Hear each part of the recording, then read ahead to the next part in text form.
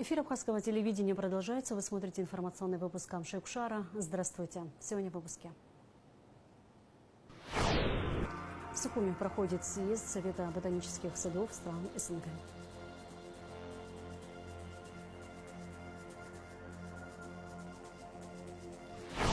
Абхазский союз туризма подписал соглашение о сотрудничестве с Общенациональным союзом индустрии гостеприимства и Союзом гостеприимства и туризма.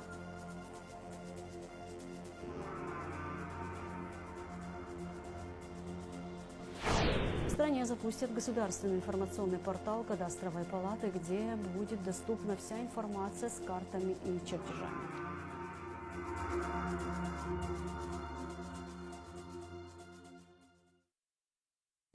Шестого октября исполнилось 33 года со дня освобождения Гагры от войск Госсовета Грузии в период Отечественной войны народа Абхазии.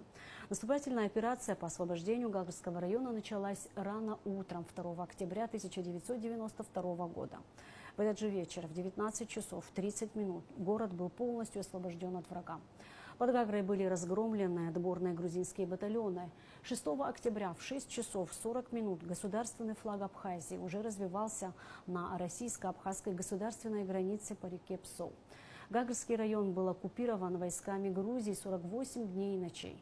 Но именно Гагрская победа оказалась первой в ходе Отечественной войны.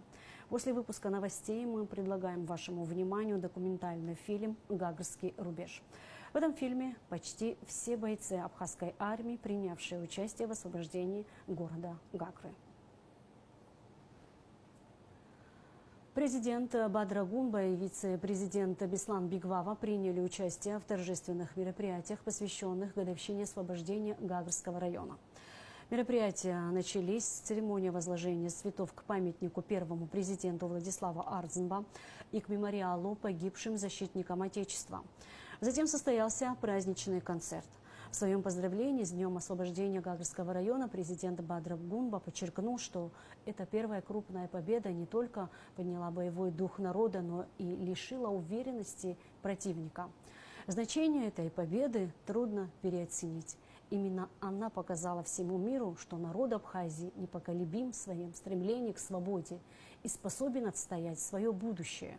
В этот праздничный день мы с благодарностью вспоминаем защитников Отечества, отдавших свои жизни за освобождение Гагры. Вечная память нашим героям. Склоняем головы перед их подвигом и храним священную обязанность продолжать дело, за которое они сражались, говорится в поздравлении. В Сухуми открылось масштабное мероприятие, посвященное 185-летию со дня основания Сухумского ботанического сада и 130-летию Сухумского субтропического дендропарка. В честь этой даты в Кабмине Абхазии прошел 7-й съезд Совета ботанических садов стран СНГ при Международной ассоциации академий наук. Мероприятие продлится до 10 октября. В рамках встречи пройдет международная научная конференция «Роль ботанических садов. Сохранение и мониторинг биоразнообразия растений Кавказа». На открытии присутствовал премьер-министр Владимир Делба. Обсудить всю науку надо и нужно. Для этого и проводится 7-й съезд Совета ботанических садов стран СНГ в Сухуми. До начала работы мероприятия собравшиеся поздравили академика, первого вице-президента Академии наук Абхазии Сергея Бейбия, который на днях отмечал 85-летие. Сергей Михайлович, я от души вам вручаю, желаю долгих лет жизни. Вы только вступили в возраст мудрости, и каждый абхаз его носит. Мы с большим удовольствием вам это передаем. Спасибо, и желаем долгих лет жизни. Первые 2 дня на съезде прозвучат отчеты об итогах работы Совета ботанических садов и озвучат пленарные доклады по актуальным направлениям ботанических исследований. Далее работа съезда будет вестись по секциям на разные направления. Приветственное обращение ко всем участникам съезда от президента страны Бадры Гунба зачитал первый вице-премьер Джансух Нанба. Особое значение имеет то, что эти важные мероприятия проходят в столице Республики Абхазия, старейшем городе Сухум. Основанный в 1840 году Сухумский ботанический сад является флагманом фундаментальных и прикладных исследований в регионе и внес значимый вклад в мировую ботаническую науку. Благодаря труду видных ученых-ботаников фитоландшафт нашей страны обогатился экзотическими растениями.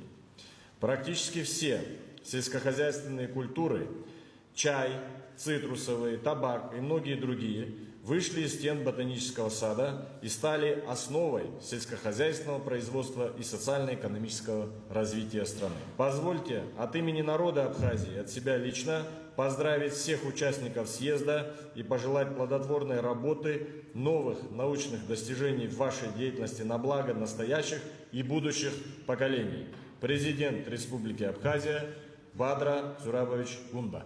Съезд Совета ботанических садов стран СНГ при Международной ассоциации Академии наук проводится раз в 2 года. Последний был осуществлен в городе Санкт-Петербурге. Именно там по приглашению организаторов выступал первый вице-президент АНА Сергей Бебия, который в свою очередь озвучил новость о проведении такого съезда в Сухуми.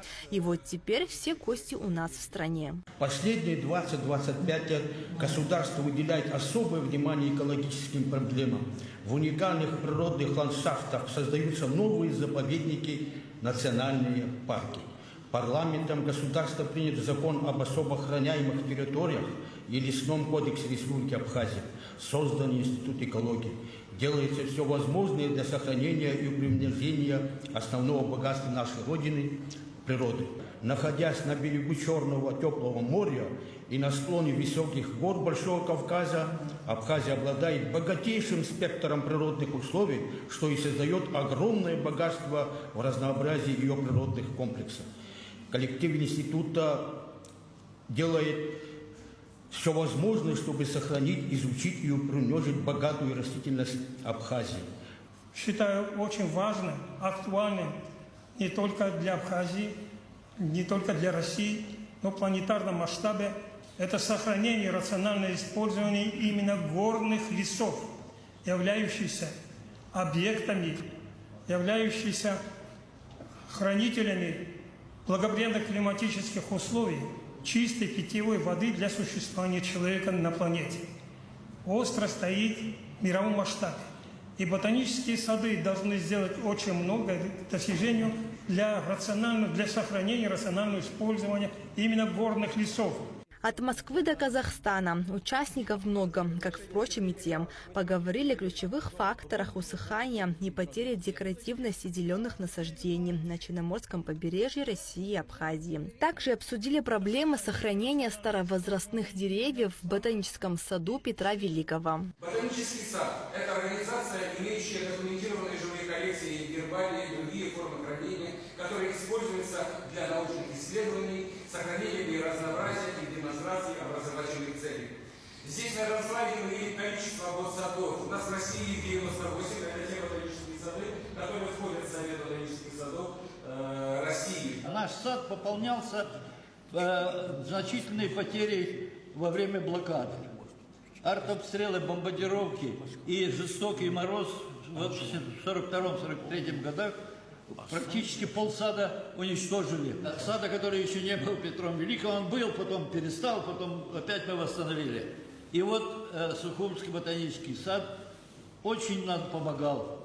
И людьми, и коллекции привозили. И этим, так сказать, восстановили, за что огромнейшее вам спасибо. К концу 7-го съезда Совета ботанических садов стран СНГ для участников будут организованы экскурсии по научным экспозиционным объектам Сухумского ботанического сада, а также планируется посещение Рицинского реликтового национального парка. Налач Хиндерия, Фатима Гергия, Алексей Агухава, Абхазское телевидение. Премьер-министр Владимир Дылба провел совещание по проблеме распространения в Абхазии мраморного клопа. В совещании о мерах борьбы с насекомым участвовали вице-премьеры Вараздаст Минасян, Джинсух Нанба, замминистра сельского хозяйства Артуш Сарибикян, начальник госинспекции по карантину растений Отар Цвижба и зампред Госкомитета Абхазии по экологии и природопользованию Мурман Соломка. С приходом осени у нас уже не первый год мы сталкиваемся с проблемой, с нашествием мраморного клопа. Нам обязательно надо обратить особое внимание со стороны Минсельхоза, со стороны заинтересованных министерств, ведомств, служб, помочь населению, в том числе в борьбе с этим вредителем. Опыт такой у нас был уже 17-19. Вот в последующие годы мы эти мероприятия не проводили так активно, потому что в этом не было такой необходимости. В средствах информации я не раз говорил о том, что с 5 октября на протяжении 10 дней, может 2 недель, мы будем лицезреть присутствие клопа. Это связано с морфологией развития насекомого. Насекомое готовится к диапаузе, к зимней спячке и находит места комфортные для этого. Поэтому численность его больше не стала. Просто то количество клопа, которое было равномерно распределено в зонах своего обитания, подтягивается ближе к теплу, ближе к населенным пунктам. Что делать? Механический способ уничтожения, потому что химию применять для защиты сельхозрастений, химию применять сейчас неэффективно, не рекомендовано. Он в данный момент только передвигается механически, очень неподвижен, очень уязвим для всяких, механических воздействий. Он не приносит в данное время вреда сельхозрастениям. Да, надо разработать меры по подготовке к следующему сезону. Нам надо принимать будет решение, оно должно быть правильным, своевременным. Министерство сельского хозяйства Республики Абхазия, по борьбе с мраморным клопом в первую очередь обеспечил инсектицидами все районы. В этом году было роздано 24 тысячи литров инсектицидов, где все районы применили. И сегодня есть потребность, мы его удовлетворяем. Сегодня в Ачамчерском районе дополнительно запросили, мы и удовлетворяем. Препараты на сегодня у нас в достаточном количестве 34 тысячи литров. Сегодня в остатке у нас в достаточном количестве. Это приблизительно на год вперед мы имеем запас. Нам надо принимать будет решение, оно должно быть правильным, своевременным. С 1 октября вступил в силу закон о кадастре недвижимости. Ранее в стране отсутствовала единая система учета и регистрации прав на недвижимое имущество и хранения информации о нем. Теперь для совершения юридически значимых сделок с недвижимостью необходимо пройти кадастровый учет и перерегистрацию прав собственности. Также планируется запуск государственного информационного портала, где будет доступна вся информация о кадастре, а также появится геопортал с доступом к картам, схемам, чертежам и фонду данных. Подробности у Гундышова. Государственная кадастровая палата Абхазии является важным органом в системе государственного кадастрового учета. Эта организация занимается сбором, обработкой и анализом информации о земельных участках и недвижимости на территории страны. Кадастровая служба в Абхазии не только создает и ведет кадастровую карту территории, но и обеспечивает доступность этой информации для граждан, организаций и государственных органов. Это позволяет эффективно использовать земельные ресурсы, регулировать строительство и развитие городов, а также защищать права собственников. Работа по созданию кадастра недвижимости началась в 2010 году. Реализация этого мероприятия состояла из нескольких этапов и осуществлялась за счет средств инвестиционной программы содействия социально-экономическому развитию Республики Абхазия. До момента вступления закона в силу и до принятия его как такового мы очень многие процессы опробовали и пытались модернизировать уже хотя бы в условиях ограниченных возможностей и понимания самого процесса работы, модернизировать саму систему, ее возможности, и в том числе с учетом современных технологий. То есть в современном мире мы уже привыкли, что вот в России, в соседней стране, как у них устроено, видим, что у них очень цифровая страна, где многие процессы очень легко проходят без личного обращения. Хотим как можно больше таких возможностей предоставить нашим гражданам тоже. В ближайшие годы внедрим больше таких специальных возможностей. Для кого-то это актуально, для кого-то нет, но мы будем давать выбор, чтобы можно было использовать и цифровые технологии, и личное обращение что немаловажно. Ранее существующая старая система БТИ была рассчитана на социалистическую модель и учитывала прежде всего государственное имущество. В современных реалиях рыночной экономики собственность граждан должна быть защищена наравне с государственной. Главное новшество заключается в обеспечении сквозного учета всех объектов недвижимости, от земельного участка до здания и отдельных помещений. Это касается не только новых построек, но и объектов, впервые заявляемых для совершения сделок купли-продажи, дарения или вступления в наследство, требующих обязательной постановки на учет. Конечный итог в том, чтобы создать единый центр обработки сведений о объектах недвижимости, в том числе и о договорах, сделках, в том числе о пространственных данных. То есть это же получается связка между пространственными данными, местоположение земельных участков, самих зданий, сооружений, с внутренними помещениями, сведения о правах собственника, о договорах, которые прикрепляются к этим правам, в том числе о земельных участках, которые не под зданиями, сооружениями, выделяются для каких-то иных целей, сельхоздеятельности, рекреации и тому подобное, которые в совокупности, получается, хранятся и находятся в одном органе и регулируются и взаимодействуют между собой внутри органа. Не требуется никаких-то получения сведений из различных ведомств, структур, чтобы собрать всю картину воедино. Кому выгоден новый закон о кадастре? Обычным людям, собственникам, которые получат точные границы своих участков и надежные права, что поможет избежать будущих конфликтов. Сделки после первой регистрации станут быстрее, а пошлина за оформление будет фиксированной. Государство получит полную точную картину всей недвижимости в Абхазии. Это снизит загруженность судов земельными и имущественными спорами. Надежные права собственности – это основа для привлечения инвесторов и развития экономики страны. В дополнение к новым процедурам планируется запуск государственного информационного портала Кадастровой палаты. Этот портал предоставит широкий доступ к информации о кадастре, включая данные об объектах недвижимости, их владельцах, а также историю изменений. Не у всех имеется пакет документов в полной мере, поэтому приходится проводить приостановку учетно-регистрационной процедуры и начинать инициировать процесс кадастровых работ, в рамках которого проводится измерение местоположения земельного участка, определение местоположения объекта недвижимости на земельном участке и отметки внутренних помещений в случае, если есть разница между материалами в деле БТИ, либо планами, которые предоставляет гражданин на момент обращения. Причина этих расхождений разная. То есть иногда это просто длительный период, когда гражданин не обращался в учетно-регистрационный орган, существовавший до 1 октября. Он проводил какие-то изменения, перепланировки, и в этом возникают расхождения. Эти расхождения нужно зафиксировать, чтобы в дальнейшем гражданин мог оперировать с истинными данными о своем объекте недвижимости.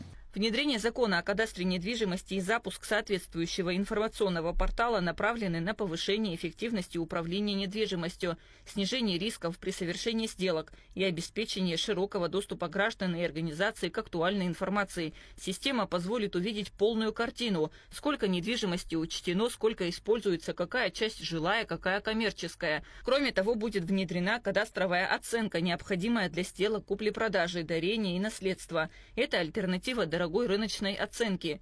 Кунда Шоуа, Давид Хашик, Абхазское телевидение. Введение в действие закона о кадастре недвижимости столкнулось с неожиданным препятствием. Отдельные работники БТИ отказались сотрудничать с кадастровой палатой. Проблему подняли на парламентском слушании. Директор Государственной кадастровой палаты Тимур Сангуля предложил запустить пилотный проект в Сухуми. Ведь основная активность по заявкам наблюдается именно в столице. Однако инициатива не встретила единодушной поддержки среди депутатов.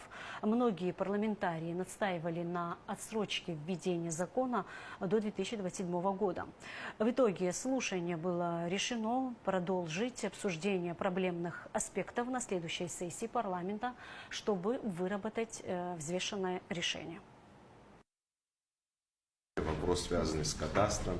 Мы собирались на этот счет еще весной этого года, обсуждали все вопросы вместе с руководителем кадастровой палаты. Также были руководители БТИ со всей республики. И мы здесь очень горячо все эти вопросы обсуждаем. помните, что было принято решение до 1 октября 2021 года отсрочить вступление в силу данного закона. Насколько я помню, наш диалог, он заключался в следующем. Не все, может, но стороны согласились с тем, что до 1 октября часть вопросов будут сняты. В том числе и вы, Тимур Бесланович, говорили о том, что вы готовы к реализации всего этого. Но, как мы и предполагали, 1 октября наступило, и вопросы практически те же остались. Также в парламент в июле месяце поступило соответствующее изменение в закон от президента Республики Абхазия. В комитете оно в работе находится. Мы будем тоже актуализировать этот вопрос и все параметры обсуждать. Мы принимаем заявки на проведение учетно-регистрационных процедур. Основная масса заявок, которые приходят, заявлений, это из нотариата на вступление в наследство, договора купли-продажи, по ордерам на приватизацию объектов недвижимости. Большая часть заявлений в городе Сухум и Сухумском районе. Больше 35. Сегодня с утра было 8, вчера было 15, до этого в пятницу было тоже около 15. В Гудаутском районе не более 15 за эти 4 дня получили. В Гагарском районе их около 5 только заявлений было. В Ачимчирах, в Варчалах там нету практически никаких заявлений. Гальский район особенно сложный, там нет заявлений пока что. Вообще прорабатывается, как там будет все взаимодействие производиться с учетом их особенностей и сложностей. Какие сложности у нас есть, какие сложности мы столкнулись? Кадровый состав был самым сложным вопросом, как я и обещал депутатам, Народному собранию и представителям БТИ. Мы предложили штаты сотрудникам БТИ, штаты на местах, прием документов, и в офисе кадастровой палаты определенное количество. Количество обращений с каждым днем, конечно, увеличивается, это нагрузка на кадастровую палату. Ввиду того, что мы не имели необходимого количества подготовленного именно прием документов людей, которые были из числа, должны были быть из БТИ, нам приходится перенагружать самих себя, чтобы дать знания и умения этим людям. Это основная причина, по которой самая большая проблема у нас возникла. Вот они у меня тоже были в этой Гагре, у вас ничего не получится, вы не подготовлены, что нам сделать с людьми. Я как бы тоже пообращался к ним и с просьбой, и с убеждениями, что это нововведение, правильно, есть свои сложности. Но я считаю, что это нужно нашему обществу тоже включительно. Может, начало будет сложным, там по срокам что-то, но потом оно, работа, когда наладится, намного легче будет нашим гражданам. Но БТИ, к сожалению, нас не услышала и когда вообще не хотят категорично.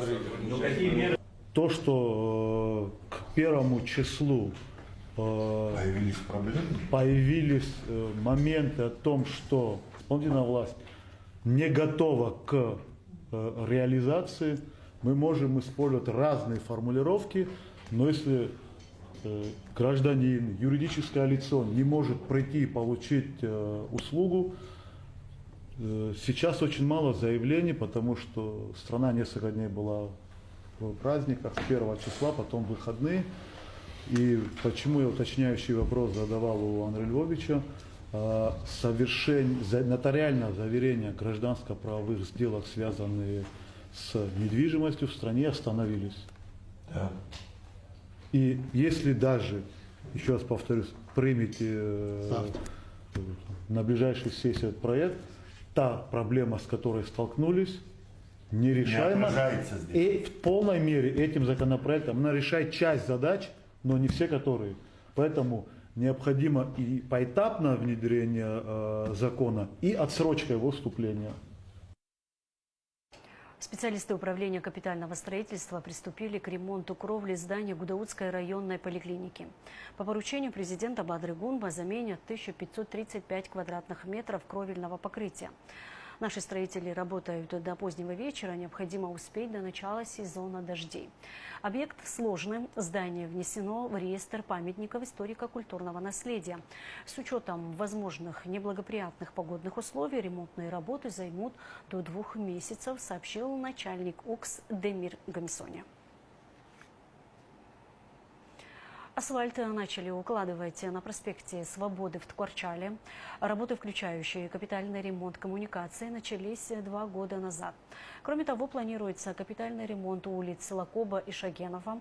Общая площадь работ составит около 20 квадратных километров.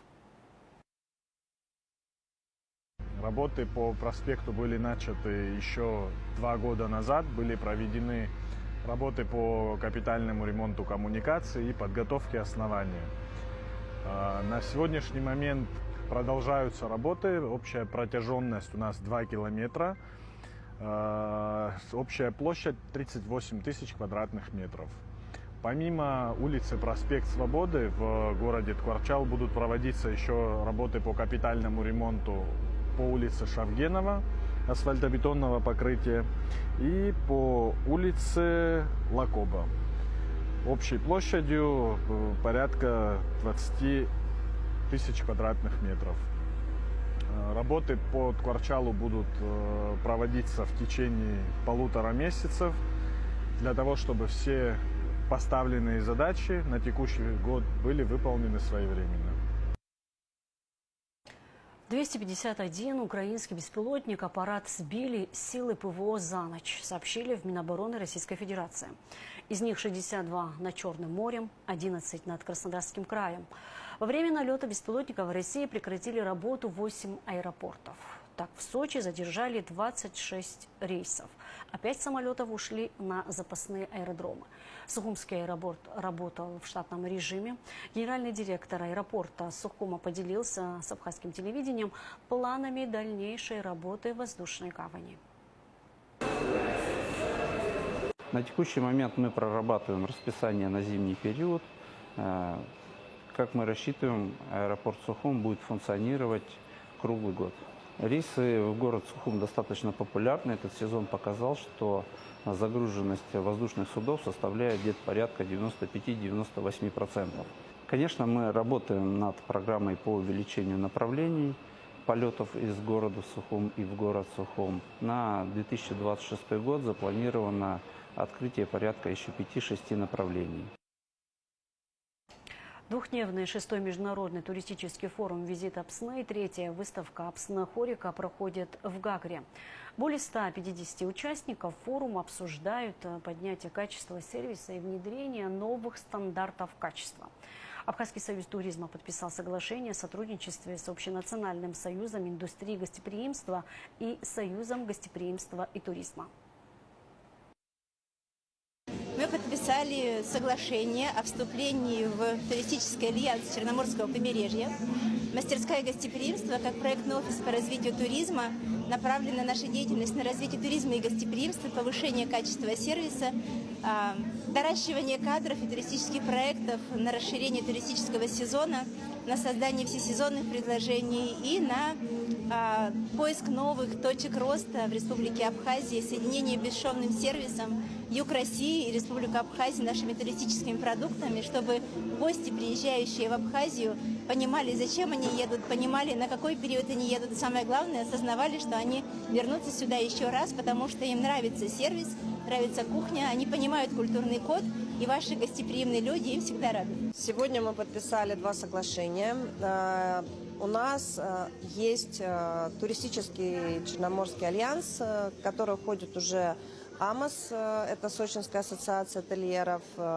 Также у нас входит курорты Крыма, мы подписали с компанией «Курорт», но сегодня мы еще подписываем, это было в 2023 году, сегодня мы подписываем 2 соглашения с мастерской гостеприимства и с ассоциацией ательеров Крыма.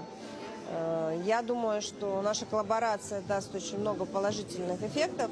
Мы будем делать как можно больше интересных мероприятий, конференций, рассказывать о том, как мы развиваем свой бизнес, обмениваться опытом. Очень большой опыт по классификация отелей стандартом качества есть у Крыма. Мастерская гостеприимства позволит нам подготовить наш персонал, обучить его, подготовить администраторов и вообще такую незабвенную базу, наверное, нужную нам для того, чтобы улучшить сервис и качество. Сегодня у нас на площадке находятся студенты, которые тоже впитывают очень много полезной информации для того, чтобы в дальнейшем ей воспользоваться и развивать наш туризм. Расширенный репортаж о форуме смотрите завтра в выпуске новостей. Первый понедельник октября – Всемирный день архитектуры. В Сухуми представлены разные архитектурные стили – модерн, сталинский ампир, готика, модернизм. Как архитектурный облик столицы меняется сейчас, в нашем следующем репортаже. Старый Сухум был спланирован очень комфортно. Его градостроительной единицей был квартал, со всех сторон огороженной общественной территорией, а внутри него пространство для жителей домов.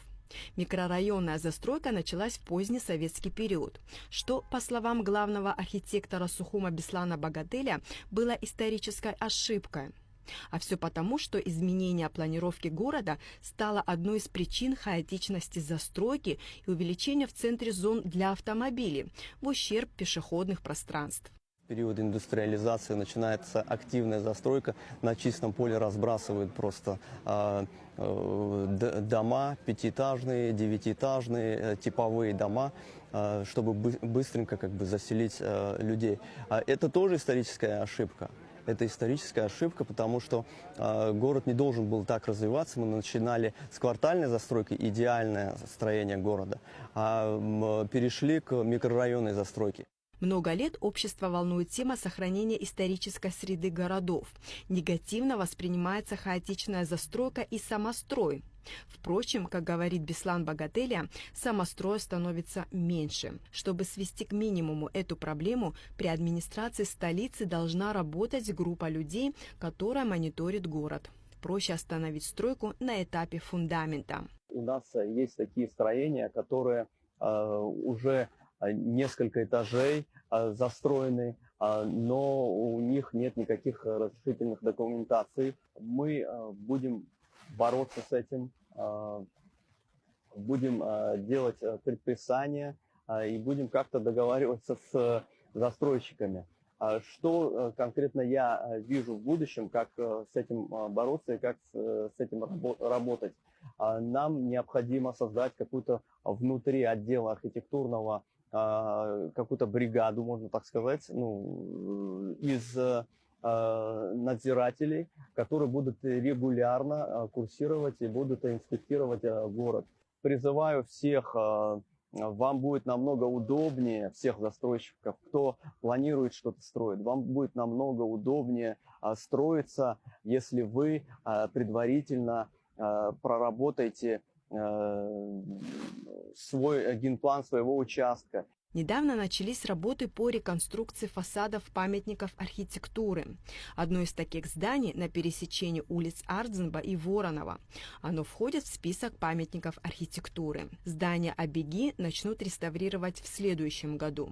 В Абхазии приняты градостроительные и строительные кодексы, где расписаны принципы проектирования транспортной, социальной, инженерной инфраструктур, приоритеты сохранения исторического наследия, зеленых зон, экологической безопасности.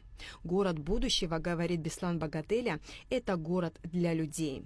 Не должно быть каких-то спальных районов, отдельно стоящих где-то. И не должно быть такого зонирования, где нам необходимо передвигаться на автомобиле. Город должен быть для пешеходов в первую очередь, а пешеход – это доступная среда, то есть доступ до школы. 15-минутный город – это удобный город для всех. Город не может застыть в исторически обозначенных архитектурных формах. В нем должны появляться современные здания, органично вписывающиеся в старую среду, говорят специалисты. Вопрос только в качестве вновь возводимых сооружений. Торговые павильоны на набережной Диаскура в Сухуме демонтируют. Срок разрешительных документов истек 1 октября. Владельцам необходимо убрать будки, холодильники и игровые автоматы. В противном случае их демонтируют сотрудники Сухумской администрации.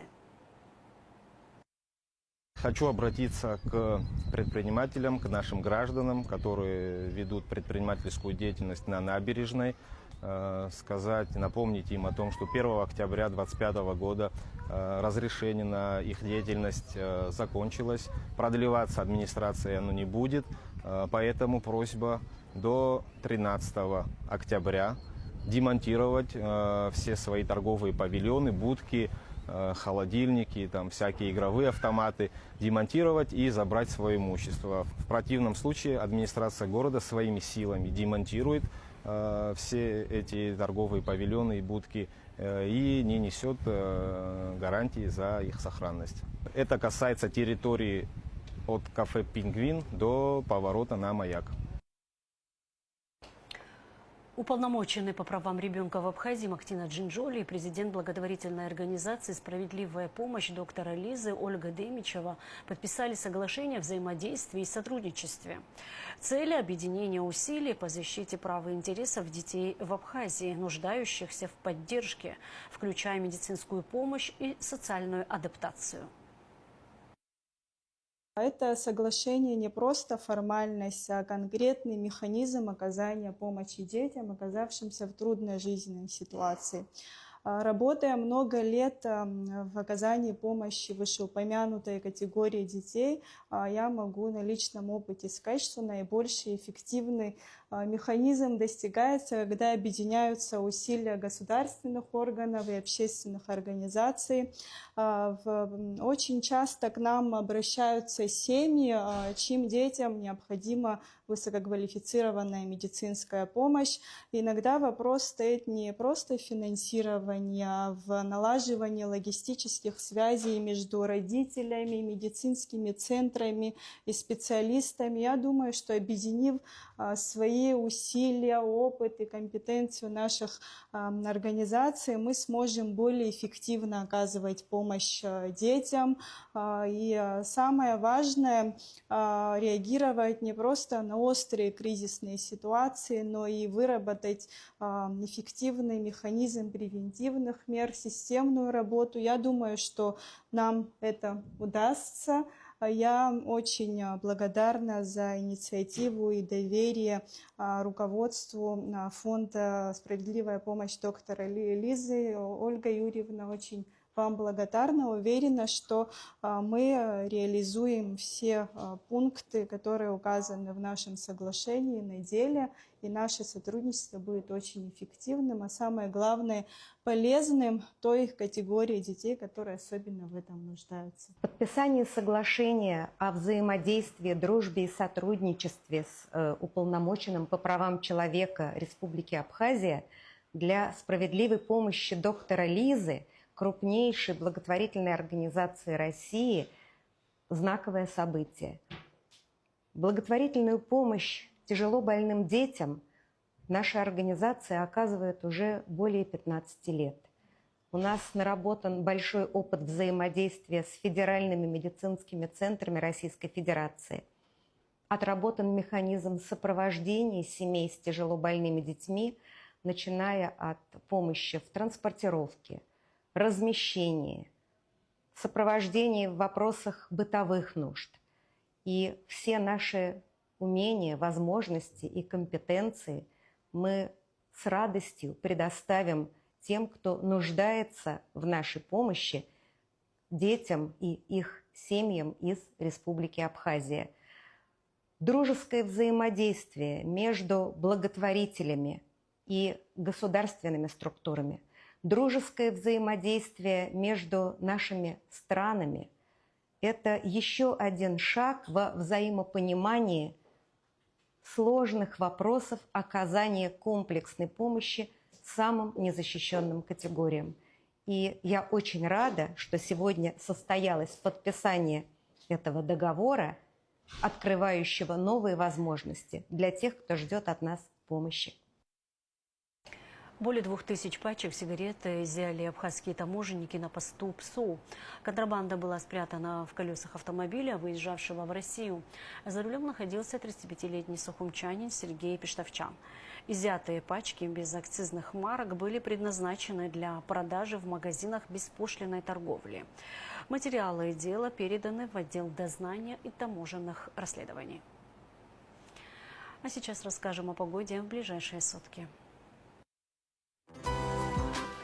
Во вторник, 7 октября, в Абхазии ожидается переменная облачность без осадков. Температура воздуха ночью плюс 12-17, днем плюс 21-26 градусов. Температура морской воды плюс 21.